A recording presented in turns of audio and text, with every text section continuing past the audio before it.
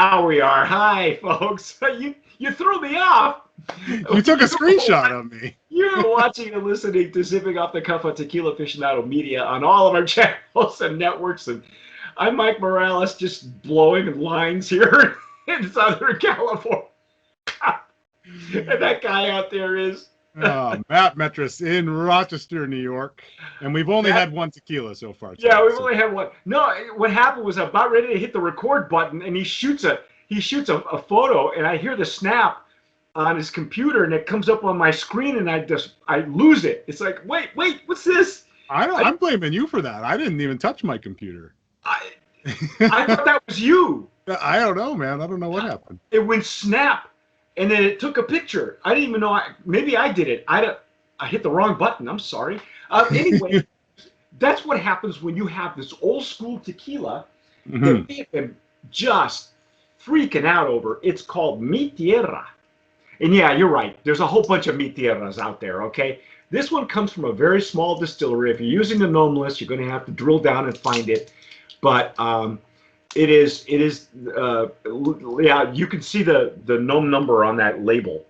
And foil label, we had to nominate it for brand of promise in packaging because I love those old school foil labels. Not that that's any indication of quality, but they're hard to find now because foil labels, even though they are available, it's just, I don't know, maybe they're cost prohibitive or something. Could be. I know that there are companies out there that supply tequila distilleries with labeling, you know, and foil label. This is more of a modern look to it. It's textured, it's raised, and so is the bottle. Look at this. Yeah. Very, very beautiful bottle. Yep. Looks like a pina. Yeah. Just a great hand feel. Probably Yeah. really good on the bar if you put a bottle glorifier to it. The only weird part about it is because it's faceted. You know, it's got that faceted look to it. It's hard to tell whether the color is real or not because it's like bouncing off the facets. I am going to fight this cellophane because it's not tearing. Oh, there it goes. Okay. It was not an easy bottle to get into. No, it's not. She doesn't want to be touched. Okay. There we go. There we go. Okay. So anyway, I'm gonna pop the seal here, and oh, you've got a pop. You've got mail. I didn't get that pop on the Blanco though. So No, I didn't either. It was, and the one thing that we noticed about the Blanco was just very virtually no alcohol on the nose. As usual, we're going to try the juice. We're going to taste it first, then give you all the ins and outs that we know. We have minimal information, but we have at least some pictures of it. I'm using a Stasel Jarrito for mezcal. It's got a wider mouth, as you can tell. I'm using a Glencairn I got from our friends at G4. Oh yeah. Now see, out of the bottle, this is a pale, like pale gold. Are we getting the same? Yeah. It's a little bit paler. It's a little bit more. Yeah. It looks darker in the bottle, and it's probably because of the labeling and the faceting. Beautiful legs and tears. Oh my goodness. That is just gorgeous. Clinging to the glass, nice string of pearls, and not runny at all. No, they're slowly dripping down the sides. Yep, as it should. I told Matt when we tasted the Blanco that after I let my Blanco sit while we were telling y'all about the ins and outs, the information on the distillery, and when I went back to it, the mouth feel was much thicker after you let it sit than on the initial pass. Yeah, it really was. It was surprising, and it went originally from sort of being very agave forward to getting more of those earthy, wet cement we were picking up out of it after it sat for a little bit. And we read the flavor notes too on the Blanco, and it did say it would run the spectrum of citrus notes from lime to orange to grapefruit, and that's exactly what it did. The Blanco, just to continue with the Blanco a little bit, you better let it sit and let it open up, because it will talk to you some more. It will reveal more of its layers. On the initial pass, you would think that it's only one-sided, maybe just citrusy and agave. But the more we went back to it, the more it kept revealing to us. And like I said, I let it sit, and then the mouthfeel was really, robust. I was surprised, because that's not what I got initially. And you were getting pepper on the rear. Very end, yeah. Yeah, it was almost an afterthought. But this one is reacting more of a like a reposado, like it's got some good structure and mouthfeel. So I'm gonna nose it. Oh, hello. Wow. Okay, now I'm getting a little bit more alcohol. Absolutely. That was the first thing I hit, was the ethanol, maybe some oak, a little bit of caramel. Not as much agave in this one. The Blanco really hit us like boxing match level agave coming out of the gate, and not carried over into the Repo. Yeah, this one's got definitely more alcohol coming through. Again, not a bad thing, okay? You want that, especially in a tequila. You want a little bit of alcohol, because it's presenting the aromas to you. It elevates it up. Well, it made Matt sneeze, so but that was just the agave that did that. There was no alcohol in the Blanco, so I wasn't supposed to drink it through my nose. Apparently, that was. Yeah, well, I've done that. Not a pretty sight. I was doing a tasting one day at the bar, and I coughed while I was sipping a whiskey, and it came out my nose, and that was just a miserable experience. Yeah, that's severe retronasal. Okay, and I'm getting more like toasted almonds or something, like a real light toast. Totally.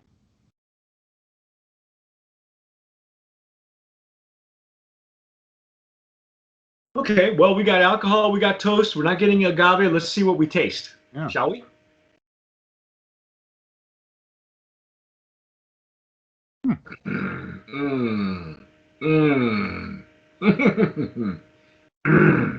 It's much lighter compared to the Blanco as far as the mouthfeel goes. I'm trying to fit. There's a mix of a whole bunch of things going on all at once in here. It's sweeter. It's definitely sweet.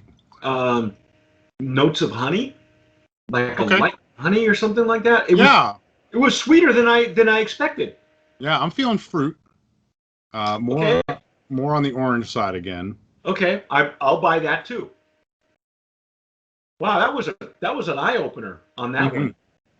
Yeah, it did. The mouthfeel felt less structured. That's okay, because I think it's going to open up some more. I think this tequila is one of those where it just needs to open more and more. You know what I'm getting now is like a toffee. That's it. Yeah, I'll get that. I'd buy that. And the sweetness, I initially thought that it would be, I guess it's whiskey. Maybe I'm getting the whiskey notes. But the information that we have here, what does it tell us on aging? 8 months in French oak barrels. That explains it. That's where the sweetness is coming from. French oak. And chances are, French oak is not cheap. I would say these are used French oak barrels. Not sure where they're getting them. Doesn't really matter. That explains the sweetness. That's why it was really sweet on the intake, and I thought, whoa, that's not what I was expecting, because I was expecting whiskey. It doesn't give me the chocolate or cocoa notes that I get, from a fresh French oak barrel that I'm used to seeing. This is good. This is a much. That's why I'm saying these French oak barrels must be used. Sure, it's a nice change of pace, because we get used to the bourbon barrels that are cheap, and everybody uses them, and you get those bourbon sort of imparted onto the profile, and it's definitely not here, which is a nice change. Yeah, because it's not the Blanco is very much old school, but this is not. The French oak thing, once Casa Noble started doing the Reposados and Añejos in French oak, it became a thing. Mm-hmm. And that's, I would say, in the last 8 years, maybe, when French oak became a thing, and then a lot of other tequilas started copying that. So rather than, like you said, the whiskey and the bourbon barrels, this is really nice though. It's different. It's not what I expected. No, it's really good. I hadn't even looked at the notes, folks. So I didn't know. All I knew was, you got toffee. It says here butterscotch. So we're in the ballpark. Mm-hmm. And fruity again. We did get that. Yeah, I can see butterscotch. I feel it's a little bit more differentiated from the butterscotch, though. For me, I'll go with you. I think it's more toffee. Mm-hmm. I really do, because I was getting the almond notes, like a toasted something or other. Mm-hmm. Oh, it's opening up nicely too. This is now the alcohol's dissipated and there's more of the wood notes, yeah, like a spice. Like a real light baking spice. Yeah, really nice finish on this too. And after, my mouth is almost salivating for some more after I swallow it.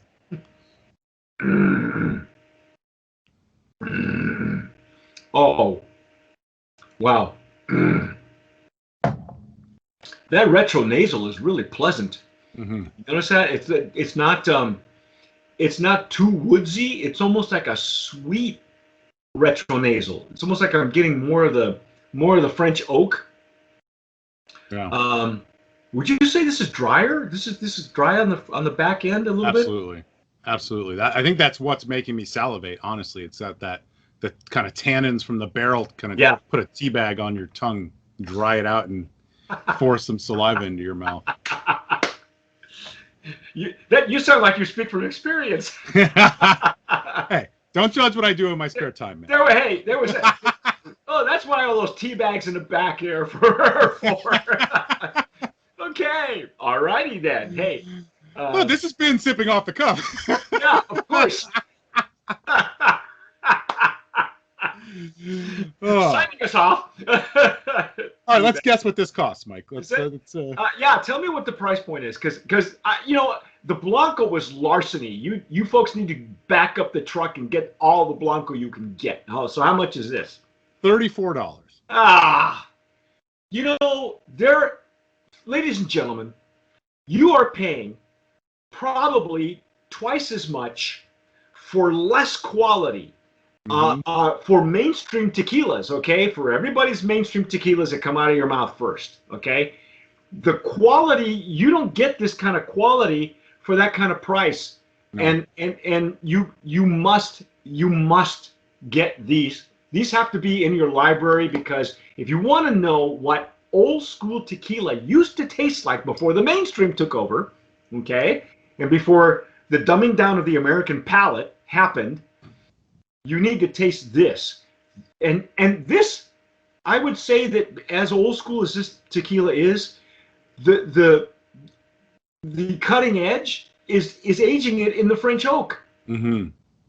In the used French oak, not new, because new French oak is really heavy.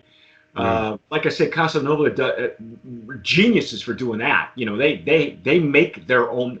They have a company in France make their own barrels. So they're exclusive to Casa Noble. Personally, I'll drink this. Me too. $34? Yeah, they're leaving money on the table here. Honestly, they could be charging way more for this. And what ¿Qué están haciendo? What are you doing? Come on, call me. I'll even geez, this has to go higher. Now here's a story on let's give you some quick notes on the distillery. It's apparently we found out off camera that the signature on the neck here belongs to the founder of the stores. Don Carlos Carrillo started a grocery chain, and his children wanted to stay close to home, so I guess the granddaughter or the daughter, it doesn't tell us who, opened up the distillery called Tequila de la Barranca de Matitan. It started in 2000. Her name is Ingeniera Ana Rosa Carrillo. So she's descended from Don Carlos, and that's Carlos's signature on the neck. So that kind of helped us out with that particular mystery. I can't. I'm dumbfounded. This is the second tequila I've had this week that's old school, dirt cheap. Mm-hmm. And I mean, I grew up with I remember drinking stuff like this. Every tequila would taste like this. You know, it didn't. Smooth was not a descriptor. You know, not even approachable was a descriptor like it is now. Back up the truck, go get it, because if you want to know, again, folks, if you want to taste what tequila used to taste like and should taste like again, right here. Wow. Yeah. Brand of Promise nominee in oh my goodness. Yeah. Hands down, man. Hands down. This is beautiful. Thanks to the folks who made this happen. In fact, I can't. I'll have to find his name off camera, so when we do the añejo, I should give him some props because they sought us out. They actually found us, and I said, "Sure, please send it." And I'm really glad because I miss this kind of quality. You know, people are always talking about what's mainstream, and there are certain, you know, even tequilas like G4 and Ocho, and you know, after a while. But you seek more, and it needs to be told that there are other tequilas in that same neighborhood, okay, that are worthy of your attention, and that's why we call them brands of promise. Because, wow, what a treat! You've been watching and listening to Sipping Off the Cuff on Tequila Aficionado Media on all of our channels and networks. Please subscribe to us if you're listening to us on Spotify. Don't forget, or iTunes, you can download that podcast. Also, if you're watching us on YouTube, hey, hit the notification bell, subscribe, give us a like. You could follow Matt on Instagram too. Follow all of us on Instagram. All the TJs have their own personal Instagram. Just dig deep and you'll be able to, not even deep, you just find them. That was at a car show. That's how I know. Yeah, we're not hiding. Yeah, we're not hiding. We're hiding in plain sight, okay? But whatever you do, tomar sabiamente. Sip wisely.